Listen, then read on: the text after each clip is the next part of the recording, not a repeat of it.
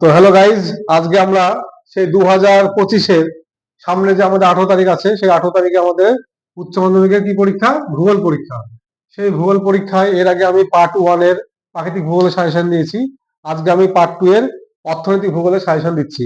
এই যে আমি মোট এখানে কটা প্রশ্ন দিয়েছি, 12টা প্রশ্ন দিয়েছি। এর মধ্যে কিন্তু তোমাদের 3টে প্রশ্ন আসবে। তোমাদের মোট 7 × 5 35 মার্কের বড় প্রশ্ন হবে, আর 35 তোমাদের থাকবে এমসিকিউ। তো এই 35 মার্কের যে প্রশ্ন, তার মধ্যে তোমাদের গোটা কিন্তু 7 মার্কের আসবে না, কেটে কেটে আসবে। এই হচ্ছে আমার অর্থনৈতিক ভূগোলের প্রশ্ন। প্রথমে দেখো তোমাদের কৃষিকাজ চ্যাপ্টারের সবুজ বিপ্লব, শ্বেত বিপ্লব এবং নীল বিপ্লবের সুফল এবং কুফল। এটা তোমরা আমার এসএস জিওগ্রাফি মাস্টার চ্যানেলে পাবে, আমার এটা ভিডিওটা লোড করা আছে। খুবই ইম্পর্টেন্ট।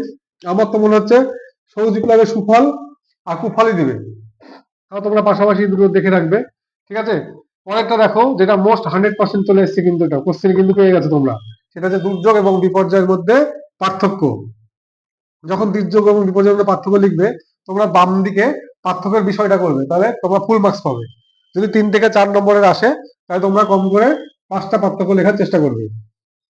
তারপরে বলছে পূর্ব ও মধ্য ভারতে লোহা লোহা ইস্পাত শিল্প গড়ে ওঠার কারণ। এটাও খুব ইম্পর্টেন্ট। এখানে তোমরা প্রাকৃতিক কারণ এবং অর্থনৈতিক কারণ দিবে। প্রাকৃতিক কারণ কি কি দিবে? কাঁচামালের সুবিধা, তারপরে কয়লা কোথায় পাওয়া যায়, বিদ্যুৎ কোথায় পাওয়া যায়, পরিবহন কি, মূলধন কি, টোটালে 6টা পয়েন্ট দিবে। তো পারলে একটু ছবিটা দেওয়ার চেষ্টা করবে। বিশ্বে অসম জনবন্টনের কারণগুলো লেখো। এই যে গোটা বিশ্বে কোন দেশে জনসংখ্যা কম, কোন জায়গায় বেশি, কোন জায়গায় এই যে কম বেশি, এর কারণগুলো কি কি? তোমাদের প্রাকৃতিক কারণ এবং অর্থনৈতিক কারণ। প্রাকৃতিক কারণের মধ্যে পড়ছে তোমাদের কি বলো, ভূপ্রকৃতি, নদ নদী, জলবায়ু, বনভূমি, স্বাভাবিক উদ্ভিদ, খনিজ সম্পদ। এইগুলোর জন্য কিন্তু জনসংখ্যা বেশি হয়। আবার যোগাযোগ ব্যবস্থা, তারপরে হচ্ছে শিল্প এলাকা, তারপরে শিক্ষা ব্যবস্থা, এগুলো হচ্ছে অর্থনৈতিক কারণ। তাহলে তোমরা প্রাকৃতিক এবং অর্থনৈতিক দুটো কারণগুলো হাইলাইট করবে। ভারতের নগরের সমস্যা। তাহলে আমরা জানি বিশ্বে এখন ভারত কিন্তু জনসংখ্যায় 1 নম্বর টপে আছে, চীন আগে ছিল। এই যে জনসংখ্যা বৃদ্ধির ফলে কি কি সমস্যা হতে পারে? প্রথমে হবে আমাদের বস্তি সমস্যা, স্বাস্থ্য সমস্যা, তারপরে পরিবহন সমস্যা, যোগাযোগ সমস্যা, তারপরে বিভিন্ন রোগ ব্যাধি যে আসছে আমাদের, কদিন আগে করোনা হলো, এখন যেমন বসন্ত রোগের আসছে, হাম আসছে। তো এই যে সমস্যাগুলো, তাহলে তোমরা দিবে বস্তি সমস্যা, জল জল সমস্যা, শিক্ষা সমস্যা, পরিবহন সমস্যা, এই যে স্বাস্থ্য সমস্যা। এই 5টা তোমরা দিয়ে দিবে ভারতের নগরের সমস্যা। এবার ক্ষুদ্র এবং বৃহৎ পরিকল্পনা অঞ্চলের মধ্যে পার্থক্য। এটা খুবই ইম্পর্টেন্ট, তোমাদের মোস্ট ইম্পর্টেন্ট, খুবই কমন আসবে কিন্তু এটা। তারপরে হচ্ছে বেঙ্গালুরুতে ইলেকট্রিক শিল্প গড়ে ওঠার কারণ। শিল্প চ্যাপ্টার থেকে খুবই ইম্পর্টেন্ট এটা। বেঙ্গালুরুকে আমরা কি বলি? ইলেকট্রিক শিল্প বিখ্যাত হওয়ার জন্য ভারতের সিলিকন ভ্যালি বলি, তাই না? তো বেঙ্গালুরুকে ইলেকট্রিক শিল্প গড়ে ওঠার কারণ খুবই মোস্ট ইম্পর্টেন্ট। তার পাশাপাশি তোমরা দেখে রাখবে পশ্চিম ভারতে পেট্রো রসায়ন শিল্প গড়ে ওঠার কারণ। এটাও খুব ইম্পর্টেন্ট। পশ্চিম ভারতে পেট্রো রসায়ন শিল্প, অথবা পশ্চিম ভারতে কার্পাস বয়ন শিল্প। এটাও আমার দেওয়া হয়নি, এটাও তোমরা দেখে রাখবে। তোমরা যখন এটা আসবে, তখন তোমাকে এটা কিন্তু পরীক্ষায় ছবি দেবে। এই যে পশ্চিম ভারতের ছবিটা, এটা একটু হালকা করে দেখে দিবে যে গুজরাট, আহমেদাবাদ, মুম্বাই, এই এলাকাটায় আমাদের কার্পাস প্রচুর পরিমাণে হয়। এবং এখানকার জলবায়ু আর্দ্র জলবায়ু, যেটা সুতোছিরার পক্ষে খুবই আদর্শ নয়। তো এই যে এলাকাটা, এই যেখানে ডেকান টাপ, কৃষ্ণ মৃত্তিকা, এই কৃষ্ণ মৃত্তিকায় তুলো চাষ ভালোভাবে হয়। এই ছবিটা অবশ্যই দিতে হবে। যে প্রাকৃতিক কারণ দেখে দিবে, উন্নত মানের কাঁচা তুলো তুলো উৎপন্ন হয়, উন্নত মানের কৃষ্ণ মৃত্তিকা, তারপর আর্দ্র জলবায়ু, এই হচ্ছে প্রাকৃতিক কারণ। অর্থনৈতিক কারণ কি বলতে হবে? এখানকার মুম্বাই অধিবাসীরা আহ, দক্ষ এবং সুলভ শ্রমিক, উন্নত পরিবহন ব্যবস্থা, মূলধন, এই সমস্ত কারণ দিয়ে তোমরা পশ্চিম ভারতে কার্পাস বয়ন শিল্প এবং পেট্রোল শিল্প গড়ে ওঠার কারণগুলো লিখে দিবে। শ্রীলঙ্কায় নারকেল চাষ উন্নত কেন? শ্রীলঙ্কার যে নামগুলো একটা ছবিটা দেখিয়ে দিলে, এই যে শ্রীলঙ্কা, ভারতের নিচটা আঁকিয়ে দিয়ে একটা দ্বীপের নাম লিখে দিলে, যে এই সমস্ত এলাকাগুলো আমাদের নারকেল চাষ বেশি হয়, তাহলে নম্বরটা বেশি পাবে। মালয়েশিয়ায় রবার শিল্প গড়ে ওঠার কারণ। এটাও খুব ইম্পর্টেন্ট।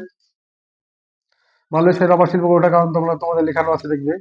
এই যে তার তার মধ্যে সব থেকে এটা এটা হচ্ছে মোস্ট ইম্পর্টেন্ট, ভারতের জনসংখ্যা বৃদ্ধির কারণ। তো জানো জনসংখ্যা বৃদ্ধির কারণগুলো কি হতে পারে? পুত্র সন্তান লাভের আকাঙ্ক্ষা, একটা মেন কারণ। তারপর আর কি কি কারণ হতে পারে?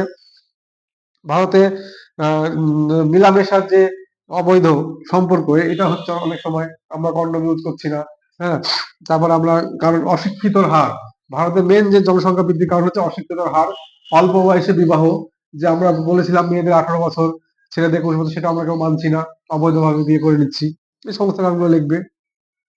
আর যেটা ইম্পর্টেন্ট হচ্ছে গোষ্ঠীবদ্ধ এবং বিক্ষিপ্ত জনবসতি গড়ে ওঠার কারণ, এবং তার সাথে সাথে তোমরা পার্থক্য কিন্তু দেখে রাখবে। তাহলে গোষ্ঠীবদ্ধ জনবসতি কোথায় গড়ে ওঠে আর বিক্ষিপ্ত জনবসতি কোথায় গড়ে ওঠে। এর পাশাপাশি রৈখিক জনবসতি তোমরা দেখে রাখবে। রৈখিক জনবসতি যেমন হচ্ছে রেল লাইনের ধারে, পাকা সড়ক পথের ধারে, ফাঁকা জায়গায়, পুকুর পাড়ে, এই যে হচ্ছে রৈখিক জনবসতি। আর গোষ্ঠীবদ্ধ এবং বিক্ষিপ্ত জনবসতি কাকে বলে, পার্থক্য করে লাস্টে একটা ছবি দিয়ে দিবে, ঠিক আছে, এরকম বক্স করে তোমরা ছবি দেখিয়ে দিবে যে এখানে মেলা লাল লাল লাল লাল গোষ্ঠীবদ্ধ, আর বিক্ষিপ্ত হচ্ছে এই দুই একটা পাশে বসে রাস্তা দেখিয়ে দিলে এখানে একটা এখানে একটা, এভাবে। কানাডায় কাগজ শিল্প গড়ে ওঠার কারণ খুবই ইম্পর্টেন্ট। শিল্প চ্যাপ্টার থেকে কিন্তু আমি চারটে দিচ্ছি, বারবার বলছি। একটা হচ্ছে কানাডায় কাগজ শিল্প গড়ে ওঠার কারণ, মালয়েশিয়ায় রাবার শিল্প গড়ে ওঠার কারণ, শ্রীলঙ্কায় নারকেল চাষ, আর পশ্চিম ভারতে কার্পাস বয়ন শিল্প বা পেট্রোকেমিক্যাল শিল্প। এই চারটের মধ্যে কিন্তু তোমরা দুটো পাবেই, নাহলে একটা তো পাচ্ছই। আর একটা হচ্ছে কোয়াটার নারী বা কুই নারী পার্থক্য। কোয়াটার নারী মানে হচ্ছে চতুর্থ আমাদের কার্যাবলী, এদের পোশাক হচ্ছে সাদা। আর কুই নারী মানে হচ্ছে পঞ্চম, এদের পোশাক হচ্ছে গোল্ডেন বা সোনালী।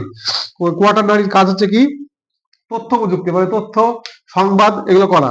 আর কুই নারী হচ্ছে গবেষণা, তারপর হচ্ছে নীতি পরিকল্পনা, এই সমস্ত বিষয়গুলো। তোমরা তিনটে পার্থক্য লিখবে, তাহলে পেয়ে যাবে। জীববৈচিত্র্য সংরক্ষণের তাৎপর্য লেখো, বা জীববৈচিত্র্য ধ্বংসের কারণগুলো খুব ইম্পর্টেন্ট। লাস্ট হচ্ছে আমাদের ভূমধ্যসাগর জলবায়ুতে ফল উৎপাদন বেশি হয় কেন, এটা তো জানো তোমরা। তো এই হচ্ছে তো বিষয় ব্যাপারগুলো। এছাড়া তোমরা এর সঙ্গে দেখে রাখবে পার্থক্যগুলো, যেমন কি কি পার্থক্য বলি। তোমরা এখানে দেখে রাখবে শুষ্ক শুষ্ক মরুভূমি, এই আহ, একটা হচ্ছে তোমার আমাদের স্বাভাবিক ক্ষয়চক্র, মরু ক্ষয়চক্র, এটা খুব ইম্পর্টেন্ট। তারপরে তোমাদের হচ্ছে আরেকটা হচ্ছে কি মোনোডোনক, আর হচ্ছে ইনসেলভাস অর্থাৎ পেডিপ্লেন, এটাও কিন্তু খুব ইম্পর্টেন্ট। তো আমি পরের চ্যাপ্টারে আসবো, এই হচ্ছে আমাদের বড় প্রশ্ন, আর একটা পরে ভিডিও নিয়ে আসবো পার্থক্যের বিষয় নিয়ে, ঠিক আছে। যদি তোমাদের এই অর্থনৈতিক ভূগোলের প্রশ্নগুলো ভালো লাগে, তাহলে তোমার পেজটাকে লাইক করবে এবং অল বাটনটাকে প্রেস করে সাবস্ক্রাইব করবে, বন্ধুদের মধ্যে শেয়ার করবে, এই বলে রাখছি।